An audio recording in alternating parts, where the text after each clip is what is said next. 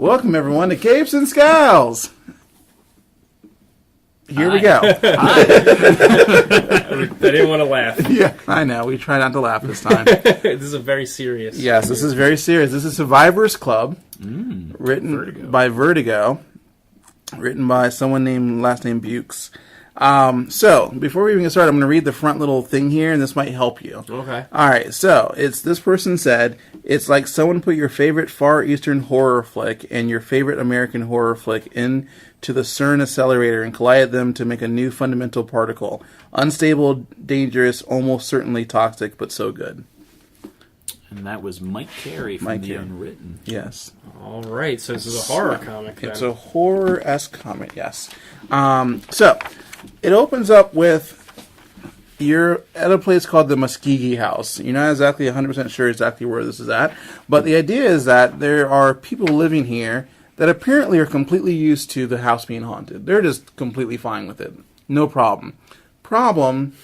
There's now a demon that's decided to go into the house. So they're not sure, like there's new things happening in the house that are being caused by the demon. And so the couple that live here, they're like, whoa, that's new. I've never seen that. The ghost do that before. But really, it's not a ghost. It's a demon instead. Okay. So they don't understand what's going on.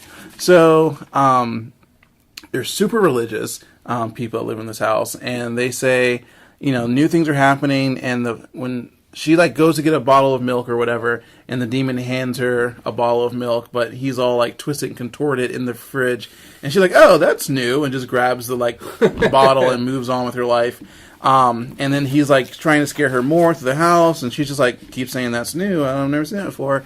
And then she finally gets to the husband. The husband's she's like, hey, there's new things going on. And she's like, now what did I tell you? There's no such thing. Ghosts can't do new tricks because God doesn't give them new tricks, and so that's not possible. So they decided to just start praying because that's what they normally do, I guess, whatever. But in praying in this particular case, ends up burning the demon. And so through their power of prayer, they burn the demon.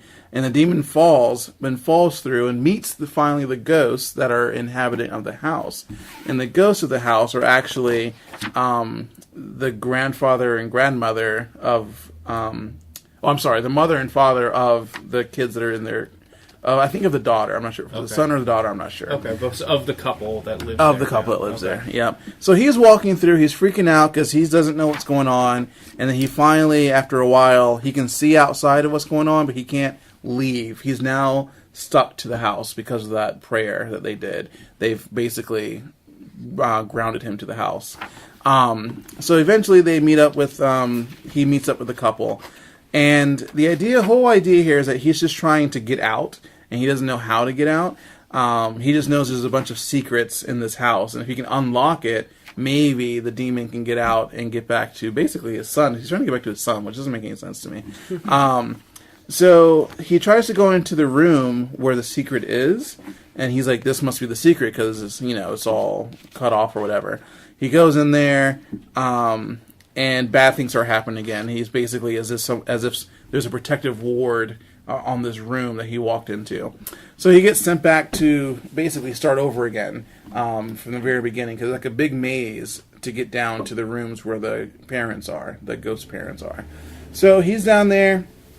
He gets resent, and so finally he goes back to the parents again, and he just kills them. He's like, if I just kill them, I'm going to take their clothes, and then I'm going to walk into this room that says, keep out, it's Sam's room.